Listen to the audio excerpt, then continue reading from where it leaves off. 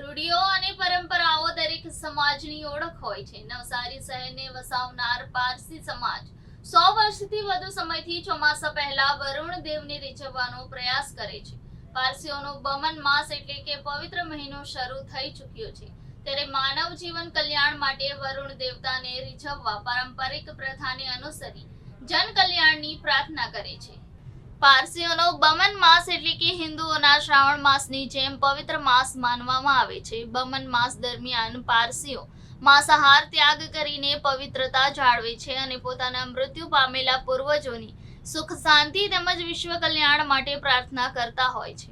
100 વર્ષથી વધુ સમયથી ચાલી આવતી ખીચડીની પરંપરા આજે પણ યુવાનો ઉજવી રહ્યા છે. દર વર્ષે ચોમાસા પહેલા પારસી સમાજના મહોલ્લાઓમાં ઘરે ઘરે જઈને ખીચડી બનાવવા માટેનું સામાન ભેગું કરે છે અને પારસી સમાજના લોકો ભેગા મળીને ખીચડી જમે છે અને પોતાના આરાધ્ય દેવને ચોમાસું સારું રહે, ધાન્ય સારું પાકે અને જગતનું કલ્યાણ થાય તેવી પ્રાર્થના કરે છે.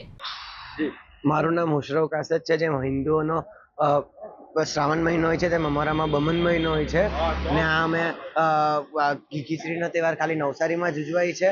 ને જ્યારે નવસારીમાં પહેલા દુકાળ પડ્યો હતો, પાણીની તંગી હતી, ત્યારે અમે પારસીઓ બધા ઘરે ઘરે નીકળેલા હતા કે વરસાદ આવે તે ચીજ માટે, અને આ અમે ઘરે ઘરે દાળ, ચોખા, ચાવલ ને બધું લઈને ભેગું કરીએ છીએ. અને અમે પારસીઓની વાડીમાં અમે લોકો બેસેલા હોય ને જમવાનું બને છે. સૌથી પહેલા કૂતરાને ખવડાવાય છે, કારણ કે કૂતરો અમારામાં પવિત્ર ગણાય, ને ત્યાર પછી અમે ખાઈએ છીએ.